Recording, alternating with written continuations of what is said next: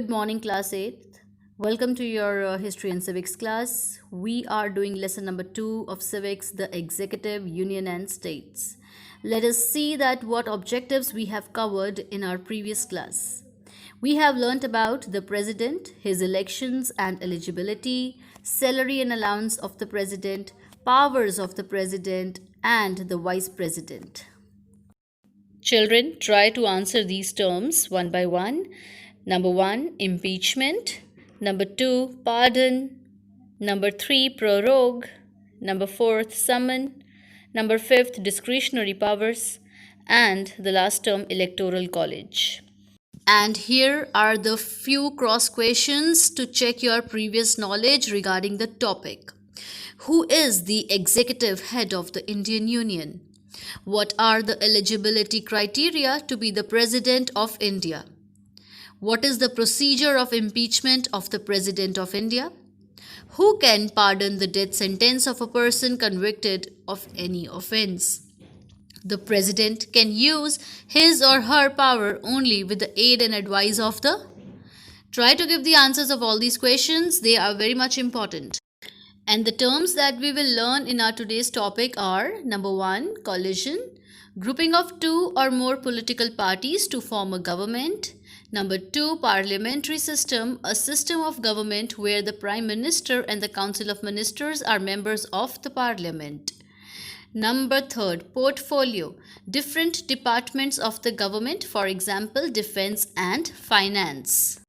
Lok Sabha, the lower house of the Parliament. Rajya Sabha, the upper house of the Parliament. Council of Ministers, the Council of Ministers consists of all categories of ministers: cabinet ministers, ministers of state and deputy ministers. Cabinet ministers, the cabinet is a smaller group consisting of senior ministers holding important portfolios such as defense, finance, home, etc. Let us see the objectives that we will cover in our today's video. We will learn about the Prime Minister and his eligibility, the functions of the Prime Minister. Then we will study about the Council of Ministers, their collective and individual responsibility, and in the last we will study about the civil servants. The Prime Minister. The Prime Minister of India is the leader of the executive of the Government of India. The executive powers of the government are vested in the hands of the Prime Minister. He is the chief advisor to the President of India and the head of the Union Council of Ministers. The Prime Minister is the senior-most member of the cabinet in the executive of government in a parliamentary system. How is the Prime Minister elected? The Prime Minister is elected by the members of Parliament.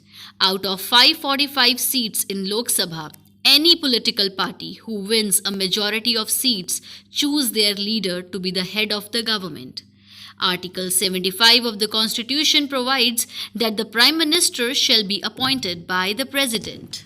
Before moving on to the eligibility and the powers and the functions of the Prime Minister, let us quickly see the list of the Prime Ministers of India till the date.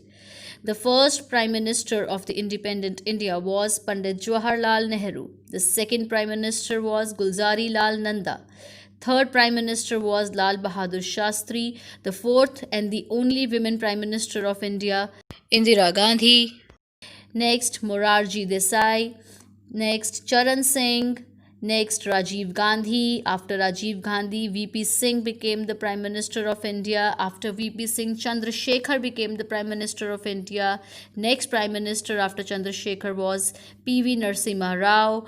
Then AB Vajpayee, that is Atal Bihari Vajpayee, became the Prime Minister of India. HD Deve Gowda, IK Gujral, Manmohan Singh, and now the present Prime Minister of India is Mr. Narendra Modi.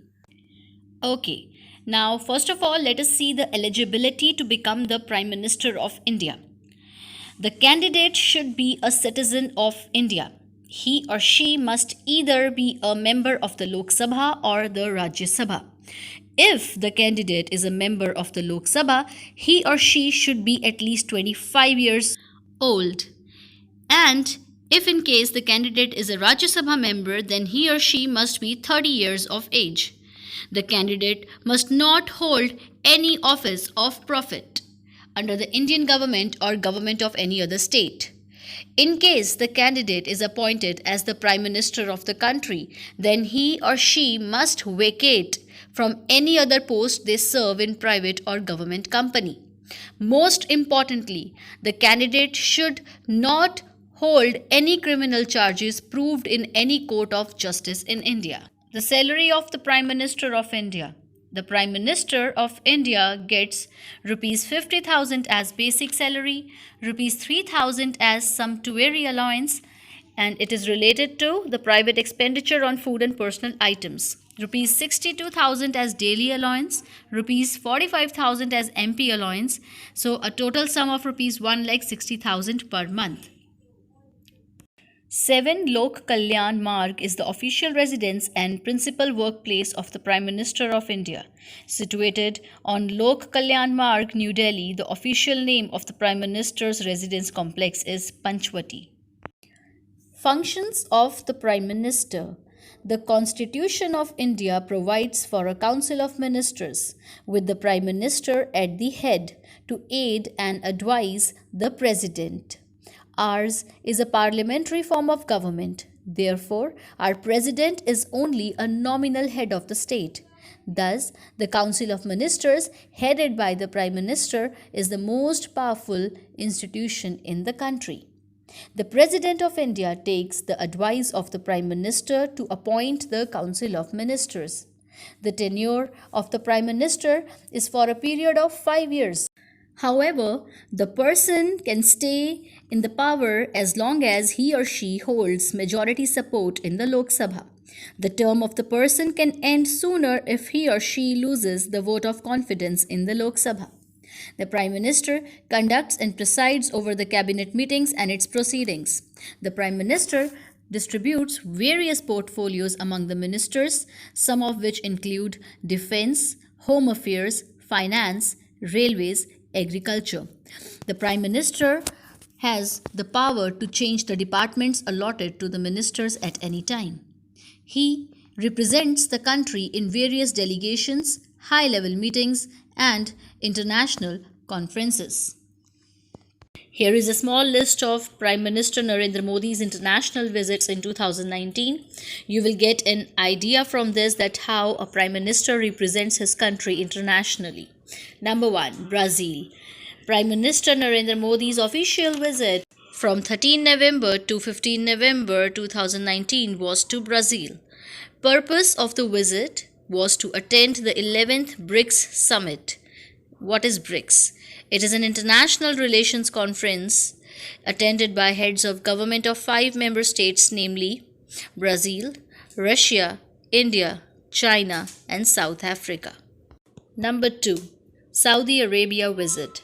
Prime Minister Narendra Modi visited Saudi Arabia at the invitation of the King of Saudi Arabia. The aim of the visit was to boost bilateral ties between the two countries in key sectors including energy and finance. Number 3. US visit. Prime Minister Narendra Modi visited the United States. He addressed the Indian community there, and he also addressed a large gathering of over 50,000 Indian Americans in Houston event. Children, in this way, Prime Minister's foreign policy is focused on improving relations with neighboring countries. Page number 147, the functions of the Prime Minister. Being the head of the government, the Prime Minister is required to perform several functions. Like executive functions, the Prime Minister is responsible for the formation, existence, and dismissal of the Council of Ministers.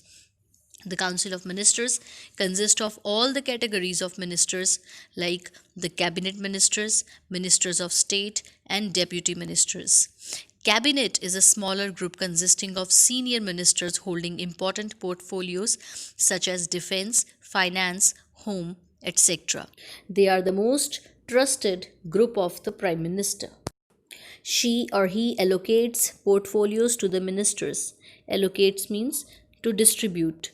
And portfolio is a minister's area of responsibility as a member of the cabinet. Within each portfolio, there are one or more departments. Through them, she or he ensures Implementation of policies and programs. Implementation means the process of putting a decision into effect. The Prime Minister presides over the cabinet meetings and coordinates the work of the ministers. Preside means to lead or to direct. She or he serves as a link between the Council of Ministers and the President. It means that the Prime Minister is the principal channel of communication between the President and the Council of Ministers. It is his duty to communicate to the President all the decisions of the Council of Ministers relating to the administration of the affairs of the Union and proposals for legislation. The Prime Minister can expand her or his cabinet and can also demand the resignation of any member. It means the Prime Minister determines which department will be given to which minister, and he can also change the allotted department of any minister. He can ask any minister to resign or advise the President to dismiss him in case of difference of opinion. If the Prime Minister resigns from his post or dies, then other ministers cannot do any work, which means the Council of Ministers dissolves itself with death or resignation of the Prime Minister. It means that he can bring about the collapse of the Council of Ministers by resigning from the office. Number 2. Legislative functions. As the leader of the Parliament, she or he plans and presents important bills before the Parliament. Bill is a draft of a proposed law presented to Parliament for a discussion. On her or his advice, the President summons, prorogues, or dissolves the Lok Sabha. And what is the meaning of summon, prorogues, and dissolution of the Lok Sabha? This we have already done in our previous video. Other functions. The Prime Minister is the representative of the government within and outside the country. Her or his statements and views are regarded as views of the country as a whole. Therefore, the Prime Minister is the central figure of the administration of the government. Union Council of Ministers. The Prime Minister prepares a list of his colleagues from among the members of the Parliament to be appointed as ministers, and the President is obliged to appoint them as such. Sometimes a non-member is also appointed as a minister, but in that case he must be elected to either house of the Parliament within 6 months from the date of his appointment. Otherwise, he will have to resign his post as a minister. In the choice of ministers, the President is bound to abide by the list presented by the Prime Minister. Suppose the President chooses to appoint ministers against the will of the Prime Minister and having divergent political ideologies, then in such a case there is bound to be a deadlock in the working of the Council of Ministers. The Prime Minister is thus given an absolute power in the formation and composition of his Council of Ministers.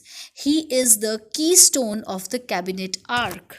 The Council of Ministers has 3 categories of ministers besides the Prime Minister, and they are the Cabinet Ministers, Ministers of State, and Deputy Ministers.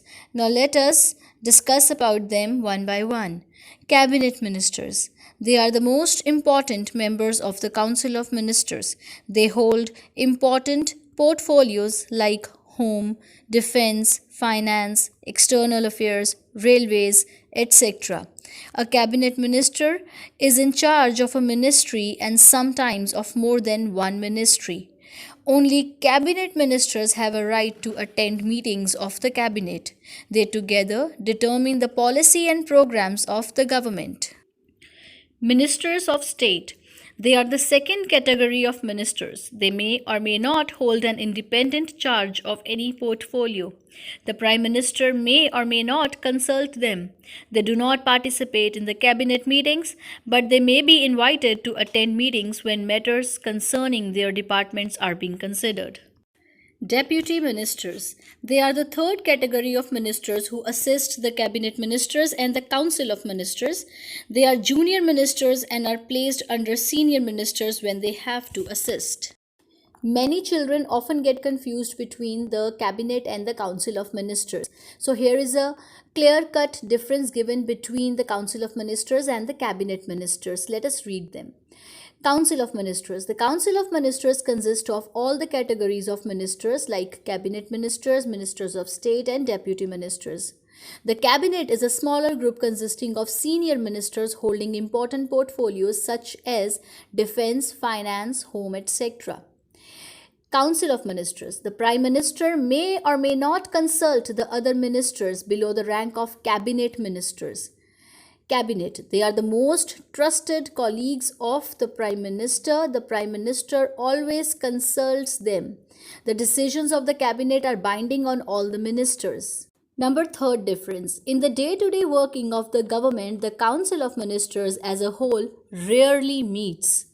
The cabinet is a small, cohesive group of senior ministers who determine the policy and program of the government, so they meet as frequently as possible. Number fourth difference. According to the Constitution, the President acts on the advice of the Council of Ministers. In reality, it is not the Council of Ministers but the Cabinet which advises the President.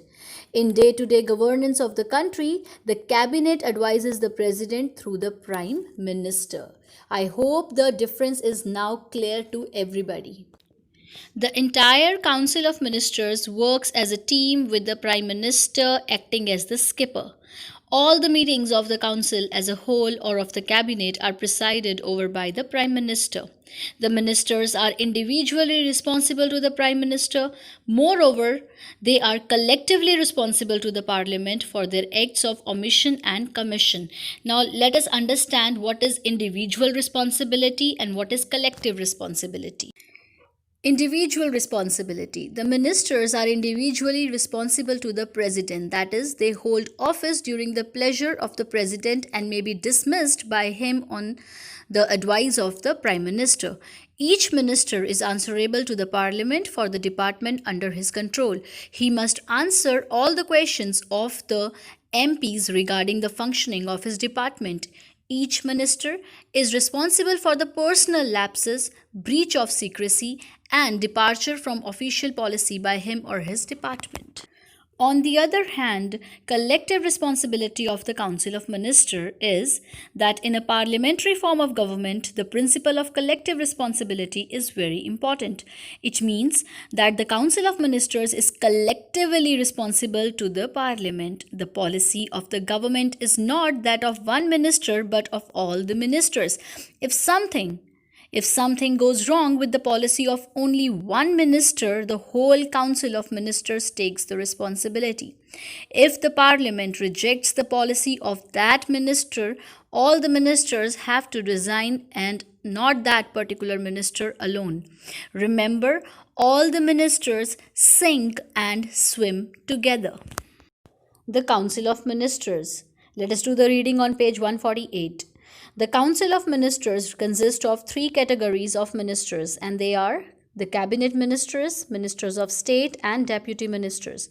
The Cabinet Ministers are the most senior ones. They participate in all major decisions of the government.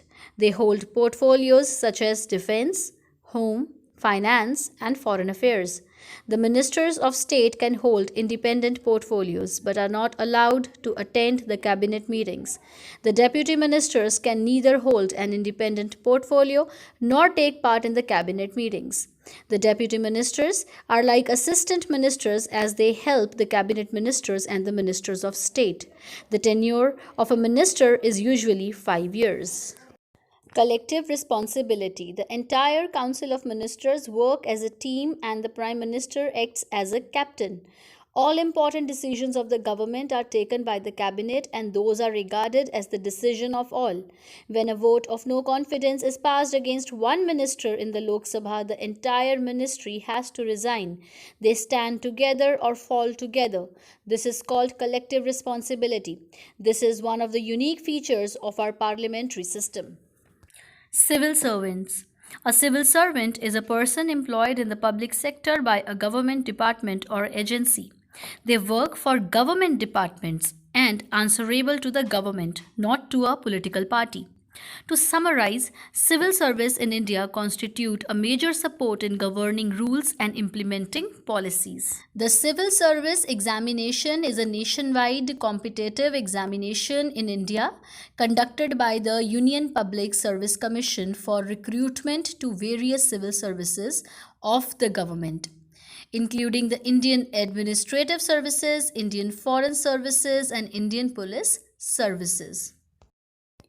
She is the first female Indian Police Service officer. If you know the name of this IPS officer, then reply us back and also tell from which city she belongs to. Do you know, children, that there are 24 civil services in India, out of which few are mentioned here? Indian Administrative Service IAS, Indian Police Service IPS, Indian Foreign Service IFS, Indian Defence Accounts Service IDAS, Indian Postal Service IPOS, Indian Trade Service ITS, Railway Protection Force RPF. Last topic of the lesson, civil servants, page number 148. The body of civil servants is called the administrative or permanent executive. Civil servants execute the policies and guidelines framed by the cabinet. They are officers of the prestigious civil services. They are permanent government employees. They do not belong to any political party. They are selected through competitive exams conducted by the Union Public Service Commission, that is UPSC. They are divided into various branches which are popularly called Indian Administrative Service IAS, Indian Police Service IPS, Indian Foreign Service IFS, and so on. Okay, children, this is the end of the topic and end of the lesson as well. So we have learned about the Prime Minister and his eligibility, functions of the Prime Minister, the Council of Ministers, their collective and individual responsibility, and about the civil servants. So in this entire lesson of Union Executive, we have learned the powers of the President and the Vice President, the powers of the Prime Minister and his Council of Ministers, and the civil servants. Do the reading of page number 147 and 148, finish the back exercises related to the topic, learn the terms, and follow the school link on YouTube. Take care. Bye.